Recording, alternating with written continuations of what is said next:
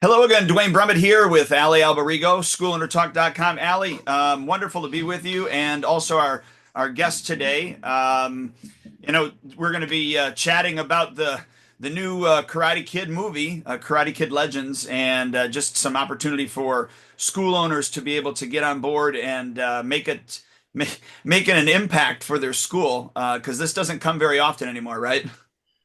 Yeah, well, and let me introduce. I mean, he needs no introduction. Anybody who's in the martial art industry or the martial arts for 40 plus years, Master Oliver has been running schools, some of the largest schools around, and he had, so many of them in Colorado, and also been teaching. So Master Oliver also is a coach to so many school owners as well. So I want to say thank you, sir, for I literally got in contact with you like last night. It was like At late, like 11:30 p.m. or something like yeah, that. yeah. Yeah. So I'm like, do you want to do our podcast today? Dwayne and I we're going to do it on the Karate Kid Legend. And I'm like, I know you've been promoting that, so thank you for Yeah, coming on and sharing the information with us. We appreciate it. you bet. You bet. You talked about how long I've been around, but the history of the Karate Kid promotion is interesting because I was birthed out of the Junri Institute. Grandmaster Lee was father of American Taekwondo, and he was friends with Bruce Lee. Wow. And when I was in Washington, D.C., he was a master of PR and promotions and, was doing everything from, promotions in Redskins game. And he was the coach of the teacher for the coach to a teacher of Congress. But I remembered hearing stories about all the things that June Rhee organization did with the release of Enter the Dragon. Hmm. And, for most people on the meeting here, that's probably way before they were born, much less, Yeah. in their memory. But Enter the Dragon, and then leapfrogging off of Enter the Dragon was the Kung Fu TV show, and Right. they created this big boom and interest in martial arts. It's Bruce Lee became iconic, but if you had Enter the Dragon, Billy Jack, and the Kung Fu TV show, Hmm. and we were when I was living in Washington, advertising, doing 30-second spots on the Kung Fu TV show every week. We'd have to hang around until 7 o'clock on Saturday night, I think is when it was running to answer the phones, because Hmm. of the TV spots. And so when the first Karate Kid, which is what, 40 years ago now, came out, it was a sleeper. Nobody knew it was going to be a hit, but Right. Jeff Smith and I had the habit of going to pretty much every movie around, and I managed to see it on a sneak preview early before it was released because what they do is they do word of mouth screenings for things they think are going to be, pretty big hits. Um, and so I saw that, and remember. I remember the Miyagi scene where, Daniel, why are we learning karate? We're learning karate to fight. No, sir, we're learning how not to fight. And I'm going, hey, this is great for us. Hopefully, Yeah. hopefully this is going to be a big hit. And Yeah. and by the way, most of the martial arts films that are created by martial artists are horrible for us. Hmm. Take the last 4 or 5 seasons of Cobra Kai as an example of Right. what a train wreck it was. Right. But in the first film, I was in the theaters, and back then it was difficult. You had to go, Exacto knife to create the artwork, take it to a silk screen shop, have the silk screen shop create posters. I had posters in all the movie poster frames in the movie theaters in I think 13 different theaters Wow. at the time, booths in all of the theaters, um, guest passes being given out with the tickets, the concession stand employees all in our uniform, Wow. in some theaters, banners up on the wall. They gifted me slides. They didn't have video before the movies back then, but slides before the theater that said, "Go see our booth in the lobby." And did co-op with their advertising. So I talked to the ad agency, and back then you went to the Friday entertainment section to see what movies were playing, or you went to the Sunday newspaper. And so we would do like half page ads. Half of it would be my ad, half of it would be Karate Kid. I did the same thing with Chuck Norris's movie and a bunch of others, and help promote the movie. And then they, obviously it helped promote me. But that was 1980. I forget. I think 1986 is the original one. Right. Um, 84, 84. Well, there you go. 39 years. Yes, sir. Yeah, yeah. And in 84.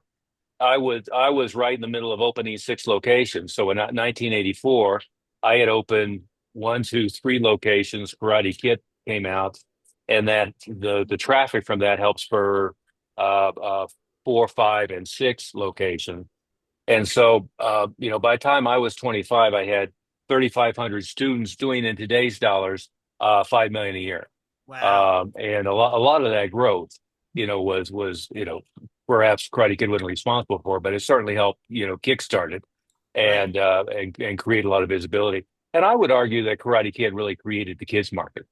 When Hmm. I was in Washington D.C., um, Junri had this thing where you had to be at least a B student to get a black belt, and he kicked that off, back in 79 or 80. But the reality is, you go into the testings, and he's lecturing 10% of the school that was kids, and 80 or 90% of the school was adults. And when I opened, my first three schools, we were 80% adults. And by the time I was done opening the six schools, we were more 75% kids. So Hmm. it really created a big shift in the adult market versus the kid market as well. Right. Right. Wow, that's a wild history. I remember Bruce Lee Enter the Dragon, and I remember my mom dropping me off at the theater, and I'd watch it from 12 matinee show until the nighttime. She'd pack me a lunch, and I remember Yeah. just being in awe. The sad reality is that, like, a lot of the movies nowadays they're not considered martial art movies, right? Hmm. They have martial arts in them, but they don't have that martial art feel to them. Like, every movie was going to an island, fighting a contest, doing whatever, learning from the master teacher. And I'm hoping that this Karate Kids Legends does that again for us. I mean, I'm hoping that the movie's done right, Yeah. where I, it I knows. might say it differently. I probably long ago stopped watching these films from martial artist frame of reference of, oh, that was a great kick with that fight scene, Right. but watching it from the frame of reference of, how is this going to impact the market, and are people going to come in, right? Mm, And again, it's why I'm, not a fan of the Cobra Kai series until the last four episodes. The last four right. episodes, in my opinion, they did it all right. Too bad they didn't do that in all the rest of the seasons, Right. right? But most martial arts films are about the fighting. They're not about the philosophy. Right. And I think what got missed in Cobra Kai is Miyagi. Mm, Miyagi is what made Karate Kid productive for us. mm, Is it wasn't the, oh, look at this tournament scene, look how exciting this is. right. It was the philosophy that Pat Morita was sharing as his character, Miyagi. I was with Chuck Norris at his ranch, and I good naturedly was chiding him about his movie Sidekicks, because, Yeah. yeah, if you don't remember, Sidekicks was basically Karate Kid, except instead of it being the drunk janitor, it was the drunk kitchen guy, Right. cook. And the bad guy was Joe Piscopo, who ran the commercial school, rather than Yeah. Kreese, who ran the commercial school. And I said to him, Chuck, you got your start by running a chain of schools. Yeah. The way you connected with movies was Bruce Lee and Steve McQueen. Why can't the commercial school be the good guy for a Yeah. change, not the drunk, right? Right. Be the mentor. But again, Cobra Kai missed even the point of having the mentor. It was, Yeah. you know, Daniel became an asshole, and both of them were assholes, and it's kind Yeah. of who can be the worst asshole. And then they brought in, even worse people. And most of the martial arts movie, that my objection, Ali, is kind of the opposite. Is most martial arts movies nowadays are made for martial artists, Right. and we're watching the cool fighting, but it doesn't have the underlying philosophy that Right. creates a market for us. Exactly. Agreed. And I went to one. I won't mention their names, but both friends of mine. But they made this movie, and they had a bunch of martial arts in it, and it was kind of supposed to be like the next Karate Kid. And I went and watched it, and Jeff Smith had a little role in it. And he said, "Well, what do you think?" I said, "Well, it ends with a gang fight.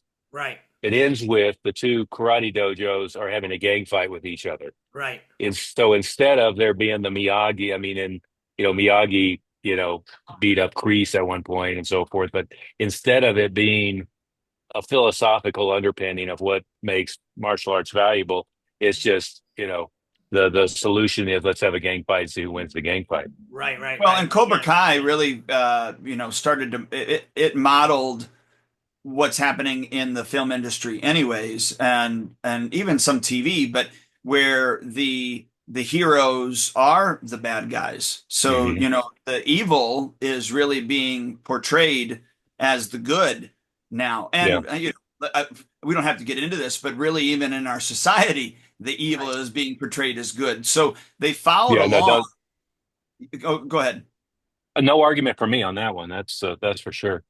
Yeah, so unfortunately they followed along with that, and I believe they missed a great opportunity. I actually only got through the first season, watched a couple of episodes of the second season, and I was done because it's just not, who and what I want to be involved with. So Yeah.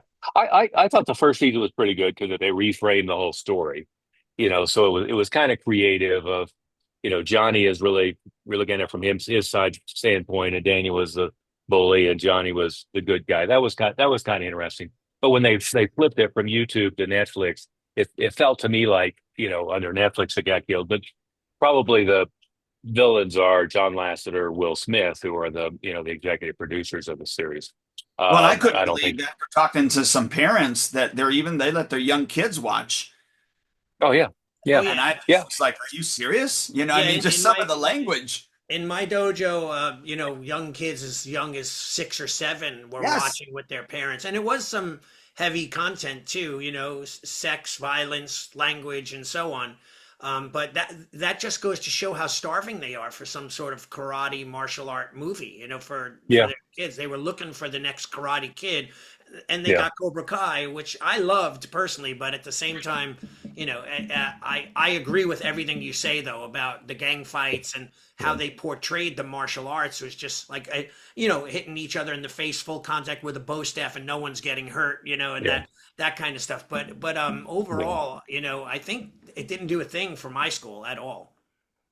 No, it's again one of those things that the kid can be titillated, and then the parent is repelled. And going back to the '80s and '90s, there were three big waves of movies that were kind of kid oriented. There was the Karate Kid series, there was the Ninja Turtle series, and there was the Power Rangers Right, movies. right. And they kind of went in order as far as being highly productive, fairly productive, counterproductive. Hmm. So I did all the same promotions with Power Rangers. But what you would see with Power Rangers is the kids would, go into the theater with their parents. The parents would come out kind of, disgusted, and the kids would come out kind of excited. And the last thing the parents were doing is making a beeline to let's go enroll my kid into this stuff. I did big promotions with God, what's his name? He sadly killed himself. Jason David Frank, who was the Oh Blue yeah. Power Ranger, and Mm. one thing or another than that was pretty productive. But it was at the other end of the spectrum. The Ninja Turtle movies were fairly good. It was the rat was the Miyagi figure. So you had the sage mentor, and the teenagers who get kind of out of control from time to time, but the sage mentor would bring them back in. So if a parent was watching it in any way analytically, you know, it was fun for the kids, but it had some philosophy that tied back. Um, Right. but and by the way, then and since it, I used it as a great foot in the door with elementary schools. When it was Power Rangers, it was we're trying to teach the kids that this isn't what this crap is. This Right. we're doing something different. If it's Cobra Kai, it was we're not doing karate gang fights. This is discipline and focus and confidence. It was a great foot in the door for daycares, elementary schools, Boy Scouts, Girl Scouts, all of those people, whether it was positive or negative. But if it was successful and they were aware of it, it was either creating the wrong image for kids that we could reframe, or it was creating the right image for kids that we could reinforce. Right. Yeah. Right. So So what do you? this is yeah. Go ahead, No, Allie. go ahead, Dwayne. You go ahead. I was going to say this is an opportunity. I mean, it really is. To your point, whether it's a good movie or a bad movie, we can spin it. Yeah. But I know with your clients, you're helping them capitalize on this opportunity. I know, you're inviting others to be involved, with this specifically. And I don't know if you saw that I put a post in our group, about your call that's coming up, Oh, as great. well. Thank you. So yeah, as soon as you sent that over, I went ahead and put Yeah. that on there and tagged everybody so that they have Yeah. that opportunity. So without giving away the farm, obviously, because you're going to go deeper with your clients, but what are some things that we need to be looking Oh, for, something to capitalize on in further. order to move forward? Yeah, I was hoping it wasn't me, but We're all back, I we'll think. we'll finish your sentence there, Dwayne. What are some things that they could do to implement there? And uh, by the way, 2 days ago, I was having that problem. My daughter came to visit from Seattle, and I was down at a Starbucks that had horrible connection. And then I tethered to my phone, and then all of a sudden, AT&T, in their infinite wisdom, decided my unlimited data wasn't unlimited and wanted me to pay in the middle of Uh, a conversation for more data. It kicked me off of Zoom like 5 times, so Unbelievable. I could empathize. But yeah, I don't, Dwayne. I don't have. There's nothing hidden behind the scenes. What I do know, and what we're doing, I sent you that information. Is we're doing a 6 week program that really teaches people the ins and outs of how to do all this stuff. That's that link I sent you, martialartswealth.com/Karate Kid. And yeah, that's a paid, a paid program. But really, the reason that it's paid is not that there's anything that's hidden. It's just that ideas are easy, implementation is a bitch. That Yeah. was that was the theme for my speech, the first EFC convention back in the '80s. Um, um, is the reality in all this stuff is there's a lot of subtlety and detail that you can't do an outline and people have it immediately. And with a movie like Karate Kid, well, let me give you one more historical story about martial arts movies. Is I was having such good success with all these martial arts movies that I made the mistake of having an abundance of cash flow, and I went and hired the best ad agency in the region, and we did these very expensive posters, very expensive artwork, very expensive TV spots, one thing or another, all tied into the release of Karate Kid 4. Now, I don't know if you remember Karate Kid 4, Yes. but here's the deal: is pretty much the only people who went to Karate Kid 4 were Hillary Swank's family. It was her first starring role, but I think the opening weekend did $52.63 or something like that. It was I had 15 theaters going, had spent a fortune on this ad agency to do stuff that I did better. Frankly, it was just one of those things. I had the money to spend and thought maybe somebody else could do it better, which turned out not to be true. Um, and we were all set up in the theaters ready to rock and roll, and we had our best results ever. Now, how do we have our best results ever? Karate Kid 4 was a flop. They came Right. nowhere near making back their budget. Well, if you remember, all the Batman theories, Yes. Michael Keaton, the first Batman with Michael Keaton was so highly anticipated that people were buying tickets to other movies to go in and see the trailer. This is pre-YouTube. Yeah. So the only way you could see the trailer was to go to some other movie and see the preview. The people were literally buying movie tickets to go see the preview of Batman and then leaving, right? So the Karate Kid 4 movie came out the same weekend as Batman. We had our best results there.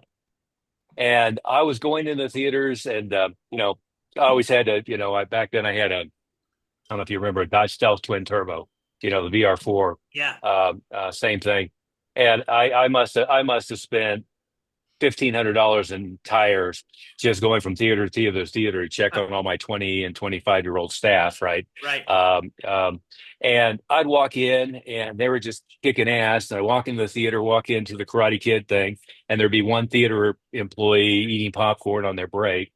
And I was trying to go, well, what the hell is going on? Well, it turned out that it really didn't matter that it was a martial arts movie. It Right. was just targeted traffic in volume, Exactly. right? So the last Karate Kid movie, and I joke that, you know, he says it was just a practice. And I said, well, you were surprised because you didn't believe me. But Jeff Smith last time, the last Karate Kid movie, the one with Jackie Chan, Right. and Jaden Smith, is he did 127 enrollments in 6 weeks off the back of the last Karate Kid movie in Sterling, Virginia. Wow. And by the way, the theater he was in is right next to one of the John Bessard schools. Hmm. Kicks, Yeah. nice guy. Taekwondo. Yeah. Yes. But literally, he's got one in the same complex. Um, and so he was in the theater, and they generated 500 intros. and would have had 400 enrollments if they had been staffed up for it. They just got literally overwhelmed. And this is Jeff Smith, who's been running martial arts schools hell since any of us were born. Right. He started running schools in the 60s. Uh, but they did 127 enrollments from the Karate Kid movie. But what they did was he said, "Well, we haven't done this in a long, long time." I think he was around during the Enter the Dragon days, to give you a sense. But we haven't done this in forever, and Steve's telling me to do it this way, and I haven't done it that way before. And so he set up the weekend before just to practice. Turned out that Shrek came out the weekend before. Okay. And so they did more appointments the weekend that Shrek came out than they did the weekend that Karate Kid came out. Wow. And cumulatively, if they had been organized and staffed up, they would have done 250, well, probably more like 400, but at least 250 enrollment over that Wow. week, over 6 weeks. And in fact, they did 127. So that tells you that the type of potential it is. But what happens is if Karate Kid is in fact a cultural phenomenon, does big numbers, gets the parents talking, what you're going to have is every other aspect of marketing should be tied into it Hmm. for the period when they're spending millions of dollars into marketing. Because what we're doing is we're leapfrogging off of their coattails, Right. right? Right. So again, no different than when Chuck Norris did Sidekicks, and he popped around city to city, and we had him visit our schools and visit the theaters, and we Yeah. promoted it in elementary schools and did TV and radio. Same thing. We want to leapfrog off their coattails. If it's the opposite, where parents come out and are disgusted, and I don't think it will be, because they're setting it up for Jackie Chan to be the Miyagi figure. Jackie Chan was more or less the Miyagi figure to Jaden Smith, right? Right. In the first movie. I don't know how Cobra Kai missed the dynamic.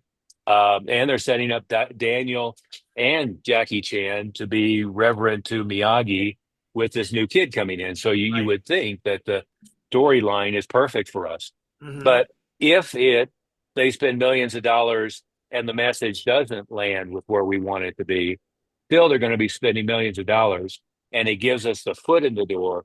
Boy Scouts, Girl Scouts, elementary schools, charter schools, private schools, parent groups. I mean, everywhere, to counterpoint the message. So either way, it's a win.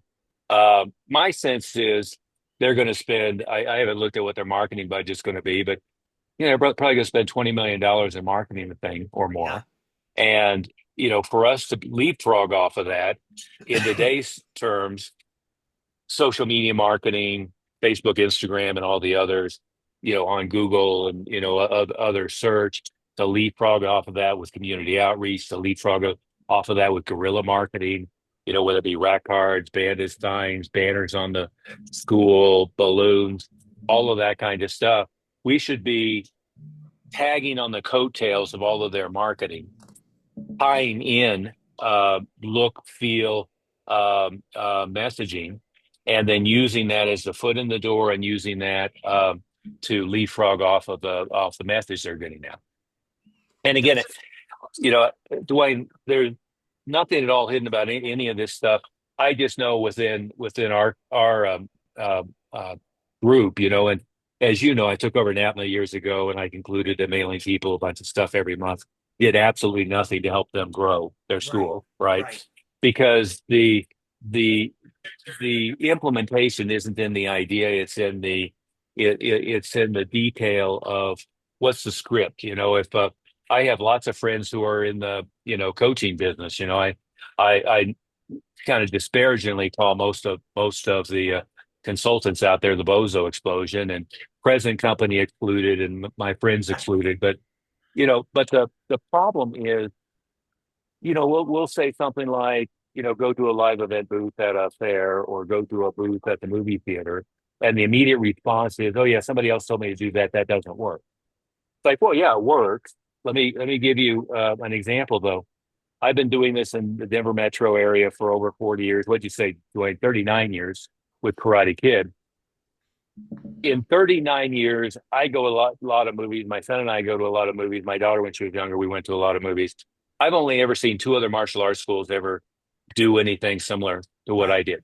Right. You would think everybody would be copying it, right? Hmm. You'd think, like Karate Kid too, they go, look what Mile High Karate's doing. They have 60% of the students in the area. If they're doing it, I should be doing it.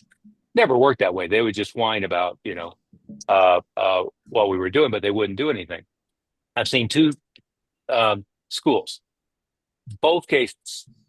One of them, theater I go to a lot. They have a booth. It's over in the corner. Good for them. They have a big blow up kicker guy. They have a college or high school kid sitting behind a table, putzing around with his iPhone, Right. waiting for somebody to come talk to him, Hmm. right? Um, the other one, same thing. They had prime space. They're right in the middle. And the entirety of what they did is they had some kid swinging nunchucks in the middle of the lobby and somebody else sitting behind the table waiting for people to come up and talk to them. Right. Well, yeah, in both cases, the owner of the business is going to say, well, I spent a bunch of money for that booth and I spent a bunch of money to pay you guys, and that shit doesn't work. I'm never going to do that again. Well, you're right.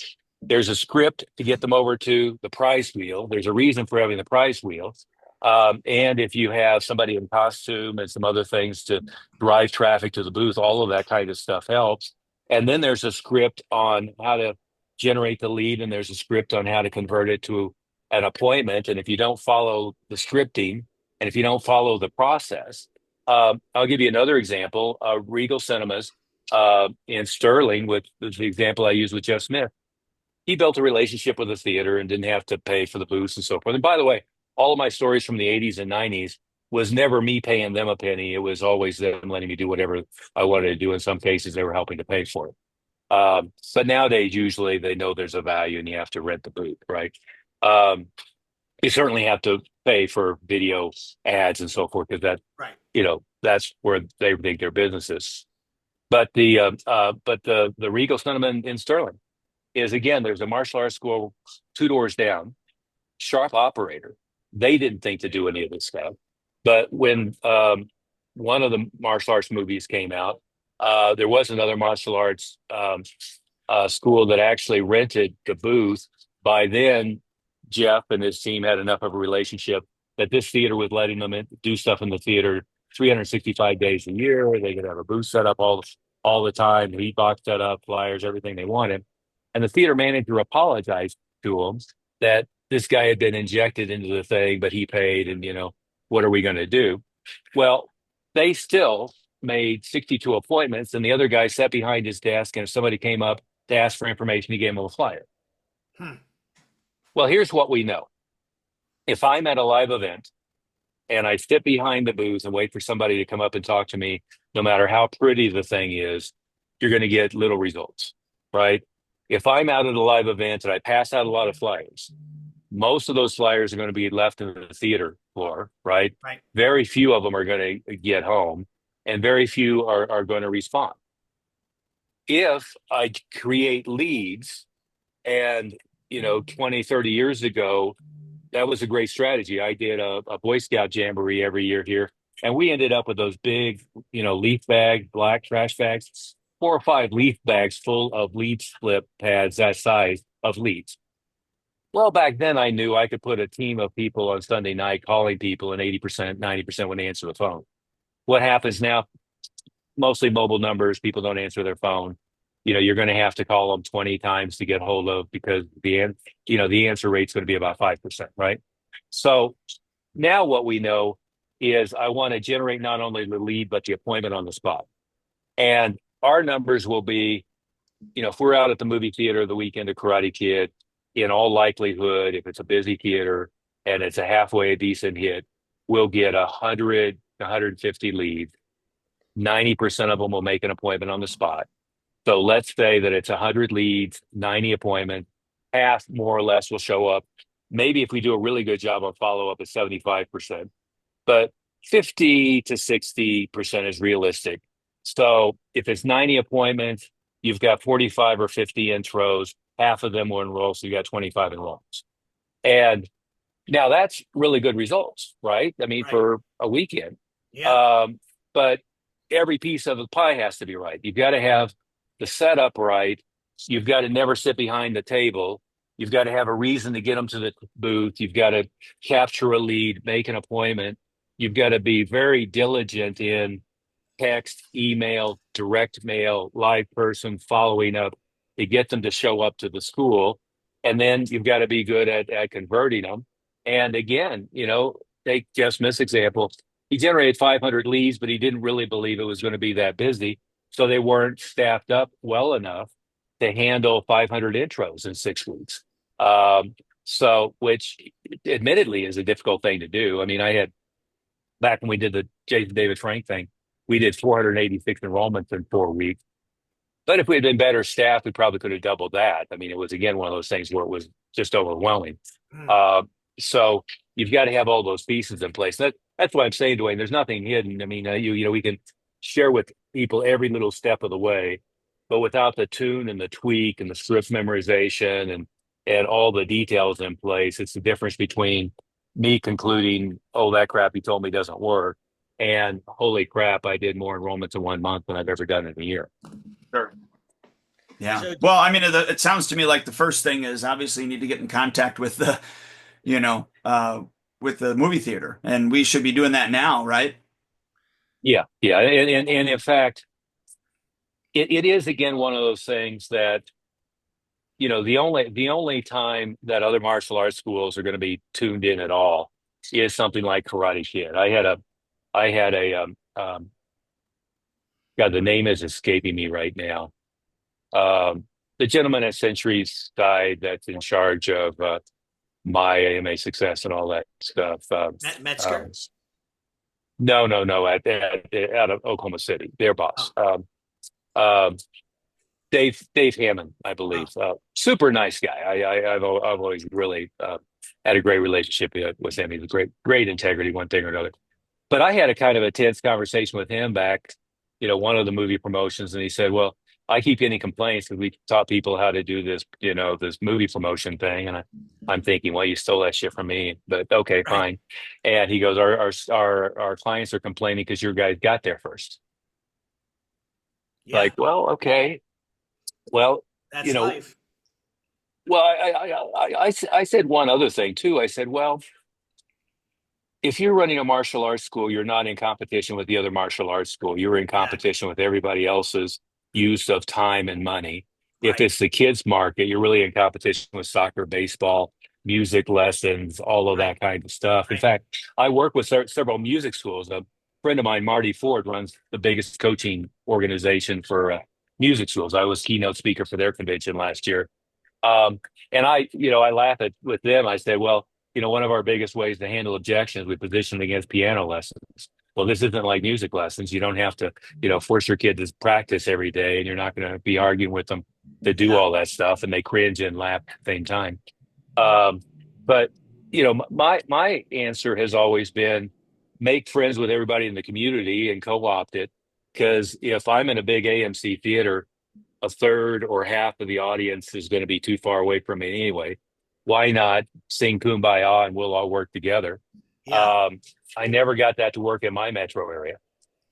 Back yeah, when I was doing, you know, uh, uh, in today's terms, probably 500,000 a year on TV, is I would always say to all because I knew and they would tell me that all of my TV advertising, infomercials, and 30-second spots were driving traffic to them.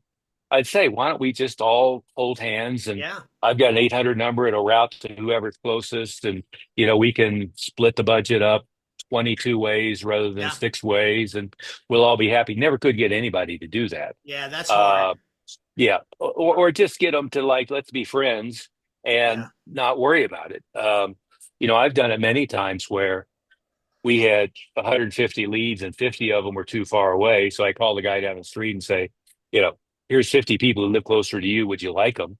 And they always think that I'm like a Russian spy trying to infiltrate or something. They're it's they're true. like, what the hell? I, I, I, I I had one example where a couple of students from another school came in and they were wanting to quit there and come to me. And I talked him into going back and then called him and he was pissed off at me. I'm like, wait a minute, they yes, think they're yes, mad, but they're mad at you for just being a good teacher. yeah. I'm trying to send them back. Why are you mad at me? I'm not being It, critical. it is hard to get groups. I meet every Wednesday with like 8 of my martial art friends, and we all have schools within, within a 5 mile radius of each other. Yeah. And we share, and we're best buddies, and I give leads to them, they give leads to me. And it's just, but people don't understand it. They're shocked that that happens, and Yeah. I once did a dinner. Just a dinner. I catered it and paid for it and had everyone come to my school. I just wanted to do a unity dinner between martial arts schools. So Mhm. and everyone called me behind the scenes. What's your agenda? What are you promoting? I'm like, I'm promoting us hanging out together and working together. Hug, sing kumbaya, and help each other. Yeah, they did not believe it. Half of them didn't show up because they thought there was some ulterior motive that I was trying to, finagle them into. Yeah. And it's just wild how martial arts school owners are like that. So Back in the 80s and 90s, when I had kind of come out of nowhere in Denver, so I hadn't grown up in Colorado, been on the tournament circuit and so forth. So they had all dubbed me the business guy. They didn't know, yeah, or care about my martial arts background. Um, but any of them who had the balls to just come in and say, "Hey, yeah, you've blown this thing up. What are you doing?" One of them was Terry Bryan in Colorado Springs. yeah. He came in and said, "What are you doing?" I said, "Well, feel free to go through the desk, and here's all the stuff that we use, and here's the promotions we're doing." And I think I geared him up for Karate Kid 2 or 3 back then. He grew to $1 million operation again in today's dollar terms. That's 3 million Yeah. pretty quickly. But I was just like, there's nothing to hide. Anything you want to know, ask, and then anything that you don't think to ask, I'll try to tell you. Um, but it's no skin. My only problem in Denver in the back then was everybody else was so bad Right. that if a school, if an elementary school had interacted with a martial artist, they had come in and taught them stupid stuff. If somebody had gone to a martial arts school, they were unprofessional and they were sloppy and so forth. Even on pricing, I went and shopped everybody, and then I decided to just use the Junior Institute price sheet from Washington, and I was more than double the next highest school in town, and ended up with a 50% or more market share of the metro area within 20 minutes. And it didn't make any difference. But my problem was I was fighting mediocrity rather than working with excellence. That's what we all need. Is we need to be surrounded with people who aren't molesting kids, Yeah. who are ethical, and who aren't ripping people off on contracts or stealing or one thing or another, who aren't nickel and diming people to death, who are truly master teachers rather than just athletes who aren't beating up their students but are nurturing and developing them. And still in the martial arts, unfortunately, 40 years later, that's still a minority rather than the majority of schools. I So what couldn't do agree you more. what do you suggest though on with let's first do the portion of people that are listening to this podcast that don't actually like they'll hear it and they'll say, "Oh, these are great ideas," and there's tons of inaction, right? So like Mhm. what I know we say you just got to get out and take action, right? And do Well, Mhm. even if you did something, it doesn't necessarily mean that it's going to be the best, but it's more than what you're doing now. So do Mhm. you, Dwayne and both well, Mr. Robert, do you have any yeah. suggestions? Before you answer that, I will say, with coaching with you, I think it was like around the eighth or ninth month. Now, mind you, paying you all those months, Mhm. the eighth or ninth month, you kind of basically just said, like, look, Dwayne, when are you going to raise your prices? Yeah. We've been talking about it and you haven't been doing it. And I was amazed just from that. But it took me that long to, I don't know, have the confidence, or you actually, saying it to me in a way that I was like, all right, yes, sir. Where, whatever it was. But So Dwayne, I, what do you think looking back on it, Dwayne? What do you think it was? Fear or like what if you did raise the prices and it didn't work? Or like what do you think held you back? I think one, I didn't feel like I was worth it, was Hmm. probably the first thing, that I wasn't Mhm. worth that amount of money. Two, obviously I didn't want to be seen Martial as, arts with low self-esteem. yeah. Yeah. Two, I didn't want to be seen as, money hungry because I'm here to help the kids, type thing. So I think those were the two biggest ones. And, you know, alongside you, and then the introduction to Dan Kennedy through you, where Dan Kennedy just says, you got to look in the mirror and say, yes, Mrs. Jones, the price is, 169, and then my price isn't even 169 anymore. But you know what I mean? Just to kind of, Our yes, top guys are up to about 397 for new enrollment and double that for a leadership program. That's amazing. We've got schools with 300 students that are grossing 100 to 140,000 a month. Wow, that's great.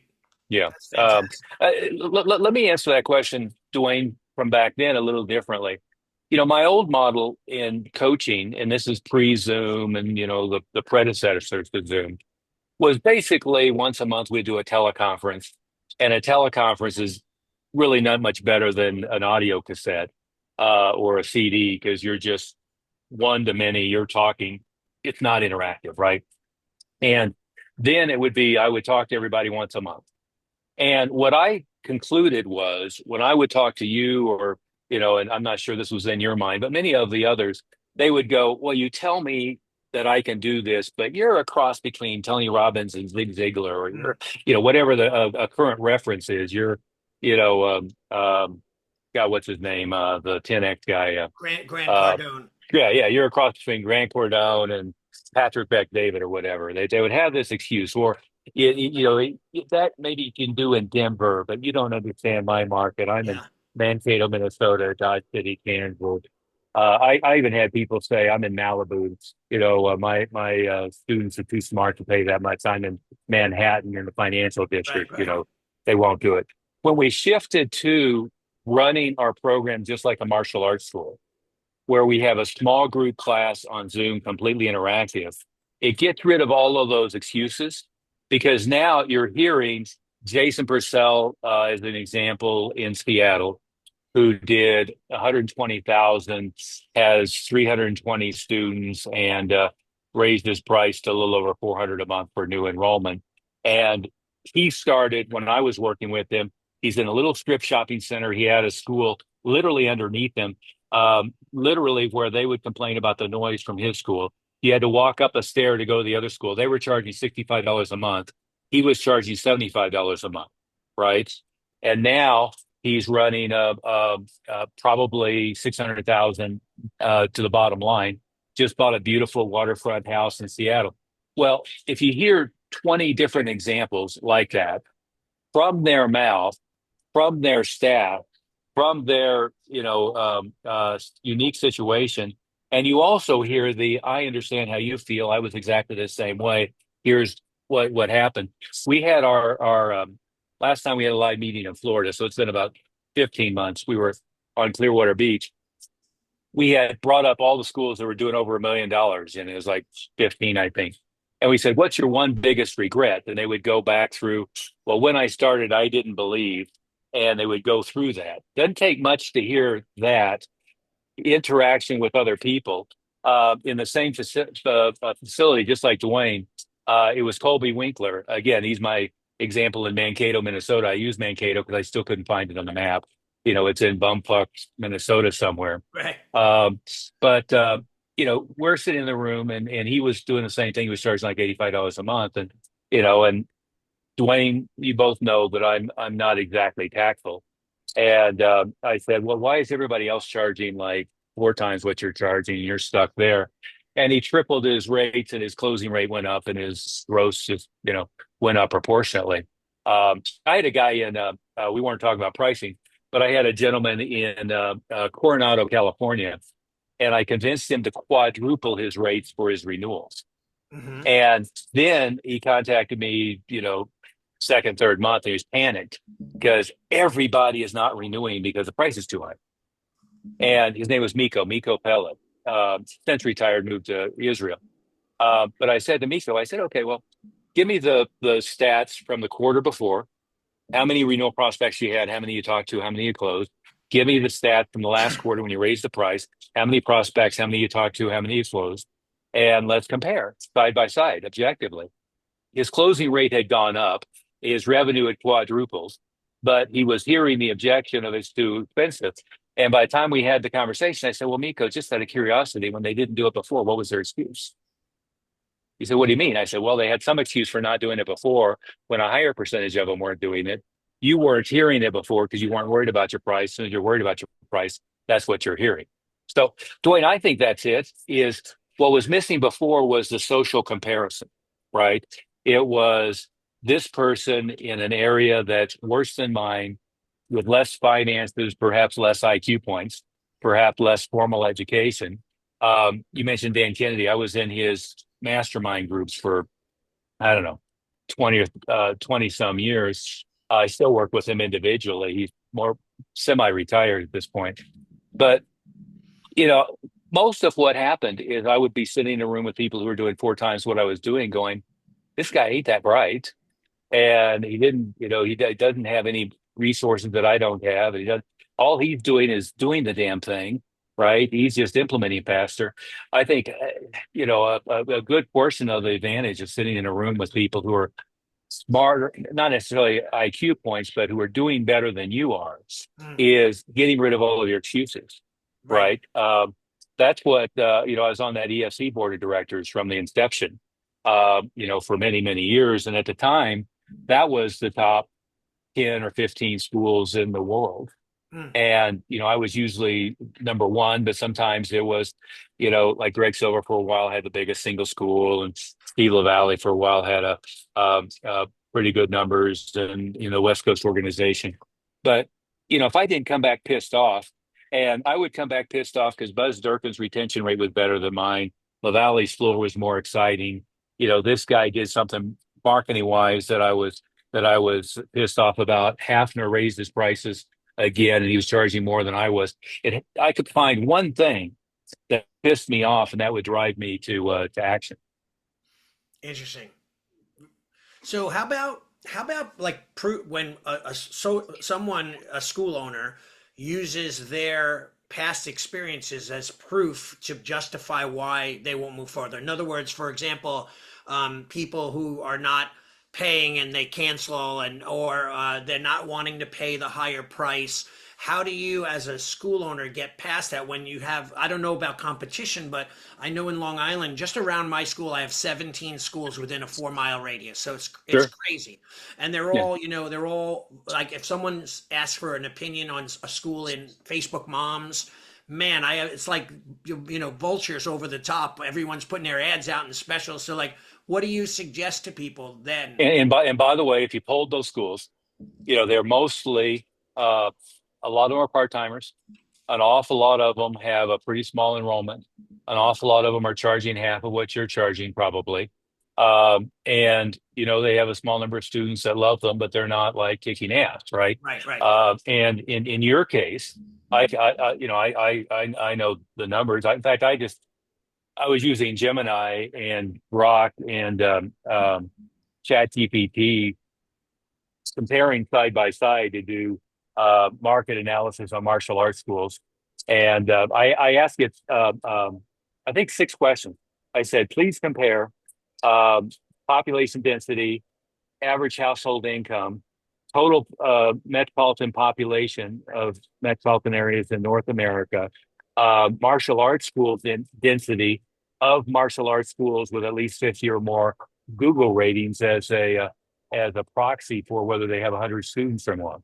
And it came up with number one was New York Metro area, number two was LA, number three I think was Miami, number four was Chicago, I believe, in that order. But what you have is the highest population density in North America, right?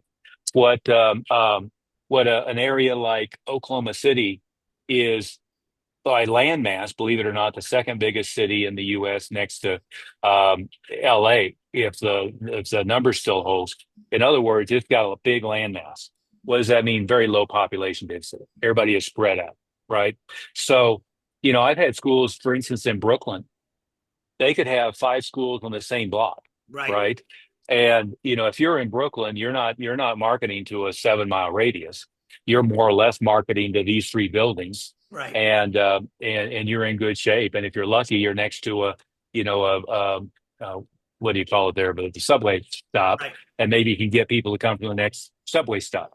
Um, but that dynamic, I think, is different in all areas. Again, most martial arts schools are not doing much, if anything, to market their school. Right. Most of them, when somebody interacts with them, they're going to lose because they don't have a good intro closing ratio.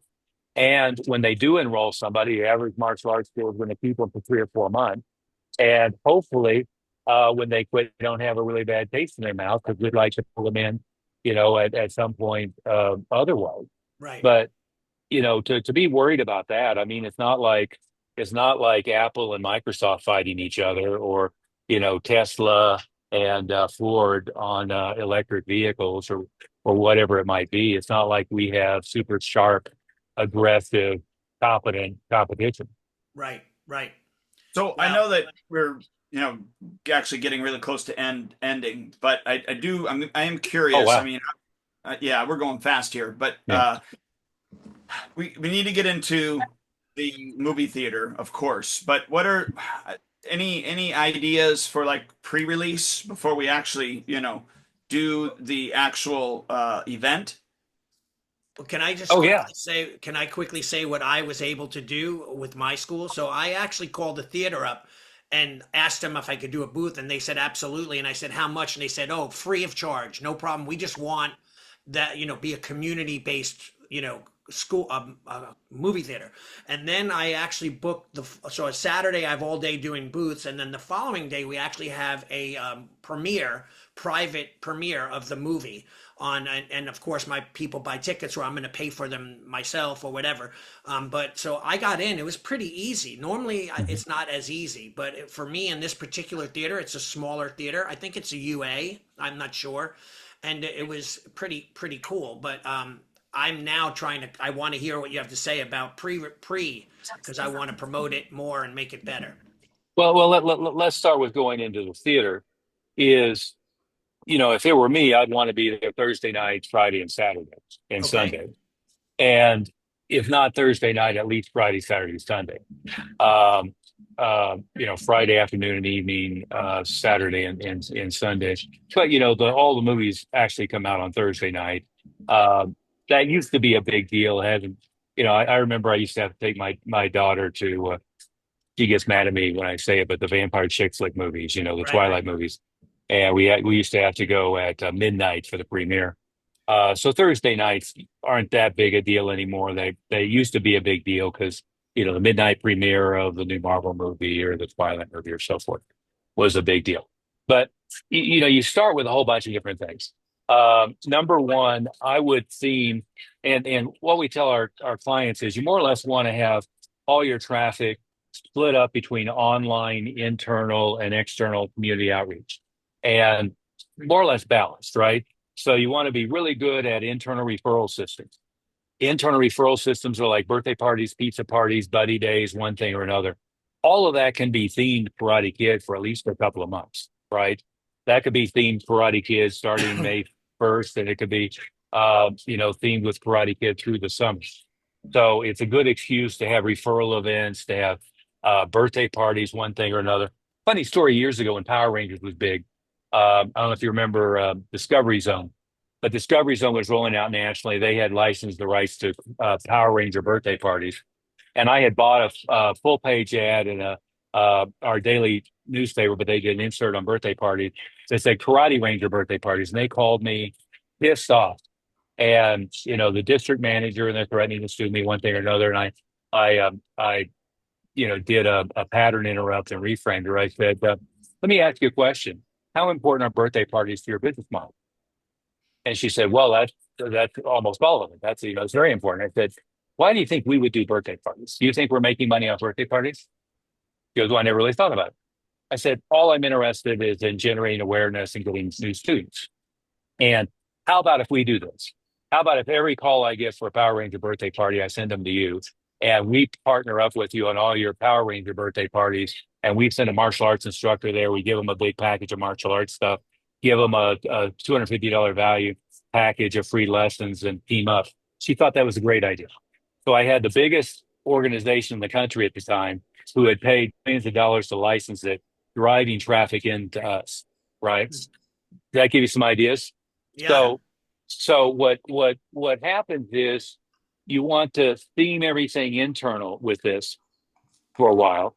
and it'll pump up the referral traffic. It'll pump up all of the different kinds of events you can do. And then you have what you can do directly with Karate Kid, which obviously you can be in the movie theaters, but you can theme all of your social media advertising, everything else with the same look and feel to tag off of their marketing and to give triple, quadruple the impact on your marketing tagged off of their millions in advertising. In the movie theater, what again, I mentioned what Jeff Smith had done. I mentioned Batman, but the weekend before Karate Kid is Lilo and Shrek come out. Now, Mhm.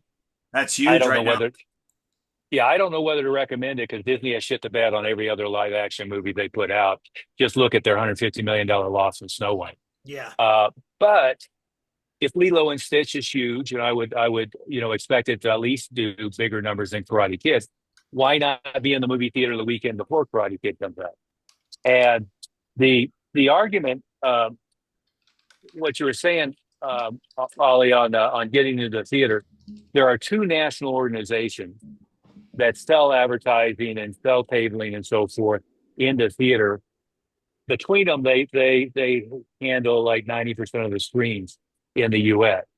Uh, One way is to contact them and rent a booth. The other is to build a relationship directly with the theater manager. Some of them are going to defer and say they handle it fine. Others are going to be willing to work with you. The ones that are going to be willing to work with you, going back to my example all the way in the 80s, the reason they wanted to work with me is, in today's terminology, I'd go in and say, we have thousands of local people on our email list. We're going to promote this movie. We're really excited about it. We have hundreds, if not thousands, of families that we're going to bring in. We'd love to rent a theater, and come in and have a big referral day to promote it to our people. Right. We'd love to get in front of the audiences that are coming to Lilo and Stitch and the other movies and promote Karate Kid. So you get them coming back next weekend, or you get them coming back from Friday to Sunday to come see the movie. So we'd love to do some stuff internal to help promote Karate Kid and promote it. So you start with what's in it for them.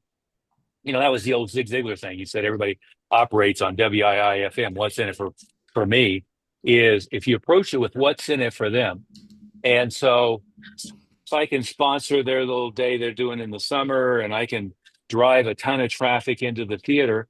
And once they buy into, like again, back in the day, I'd give them passes that were worth $250 and they could put in their ads, buy a $10 movie ticket and get a $250 pass for martial arts lessons. Right. They love that, right? Value So, stack.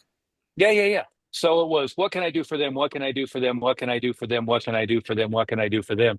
Back when I did all the stuff with Chuck Norris with Karate Kid, and I was actually, or were sidekicks, I was actually dealing with Jim McIngvale, Mattress Mac, Gallery Furniture. But I did like 42 things to promote the film, and finally he kind of spurred out and said, well, what can we do for you? I don't know. Let's think about it. And so we ended up with Chuck visiting the schools and us tagging along with him and us leapfrogging. We generated a lead for everybody who wanted to get an autograph with Chuck, and ended up with probably 3,000 leads. But it all started with what's in it for them. How can I help them promote? And then going from there. So once you're in the theater, don't be like the idiots who sit behind the booth and wait for people to come to them and, be happy on giving out the flyers. You've got to have a draw to the booth. You've got to collect their contact information. And I mean name, address, phone number, email address, and then use it, mail them stuff, text them, call them, email them material, but make the appointment on the spot, make the appointment within 48 to 72 hours, and then do a really good job of follow up to make sure you get them to show up in the school. Then make sure you have a really good intro enrollment process and one that's stress tested, where if your volume goes up 10 times, you can handle the volume. The example of Sterling where they still did 127 enrollments, but they weren't ready for the volume. Right. Yeah. Well, and if people want to get more information with regards to what you're doing, what's the website again? Well, the that 6-week program we're doing is martialartswealth.com/Karate Kid. That's a paid 6-week deal where we work with them individually. We work in small groups, and we'll really work through everything from artwork to scripting to all the different components. If they just want a bunch of free stuff, which is fine too, that latest book that I did, the Fill Your School book, I did a 10-page report on Karate Kid promotions, the other books, all that's completely free. That's at fillyourschool.com. So they can go get all that stuff for free. And if they wanted to do the 6 week, that's martialartswealth.com/Karate Kid. Excellent. Yeah, Well, I'll and make sure that that all gets in there. And then I know that you do have a telephone number that they can call as well, correct? Yeah, I should actually have that memorized. 720 something or other. Yeah, it's Um, 720-256-0208. So again, yeah, 720-256-0208. yeah, and that takes you directly to our national director, Bob Dunn. Yep. And Bob can facilitate getting all of the free information. Bob can facilitate yeah, answering any questions or getting you into that 6 week program, and he can facilitate setting up free time with Jeff Smith and I. The 6 week thing, Dwayne, you'll appreciate this, was set up specifically for all the people who can't afford and don't qualify to work with us at a higher level at this point. So, if somebody has 40 students or 60 students and they want a massive jump start, is really designed everything they need to do to add 100 students in a 6 to 12 week period of time. Excellent. Outstanding. Allie, Yeah. anything else you want to say before we No, let him go? I just want to thank Master Oliver for being on. Thank you for your friendship. I appreciate reaching out at midnight and asking you to come on. It just the gods were looking favorably on us, and you had nothing on your schedule, which is very unusual. So I appreciate your time and sharing with everyone. And I hope that people who are listening will take this to heart, get out, get stuff going. And you didn't mention just a few things. You mentioned A bunch it of was things. like a gold mine of golden nuggets that you shared with us today. So if people listen back, write notes and pick out all the suggestions that you gave because they were incredible, and take action. That's the most important thing, is actually do something about it. Yeah, it sounds trite, but it's take massive action. We have a couple of rules for our staff. One I mentioned was a third, online, internal, external community outreach. The other is we're always targeting at least 100 leads a month, and we're always targeting having a really tight conversion process. But the other thing is 20 things going on every month to generate traffic. Back in the old EFC days, Nick's thing was 515. On the 15th of the month, figure out 5 things you're going to do next month to generate traffic. Maybe that worked back then. If the 5 were massive TV ads, newspaper ads, significant things. That doesn't work nowadays, right? Is if you're just buying some ads on Facebook and buying some ads on Google, you're never going to fill up your school. You've got to have 20 different things going on every month.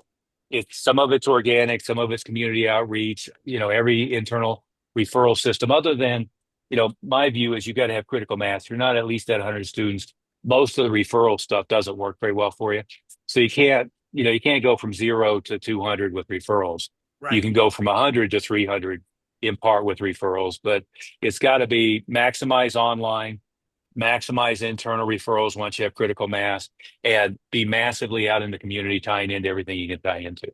Thank And you. I'd like to straighten out one thing that I made a mistake on before you go is it has been 40 years. It'll click over to 41 years that There you go. came out June 22nd, 1984. So it's nearly 41 years now. Yeah, I opened my schools in Denver in August of 1983. And I opened the first school in August of 1983, the second one in December of 1983, the third one in March of 84. So I had just opened the third and was getting ready for the fourth when the first Karate Kid came out. Wow. I was wrong, and I wanted to straighten that out. Yeah. Thank you, sir. Yeah, thank you, it seemed right to me, but I'll be thinking about you from Florida. I'll think about all this stuff that you just shared with us. I get to put it to action. and it'll either be 80 and sunny or a blizzard in Colorado while you're there. Right, exactly. All right, thank you so much. I'll talk to you real soon. Everybody, I hope you have a great day. Please take action. Dwayne, you're awesome. Thanks, guys. Yeah, take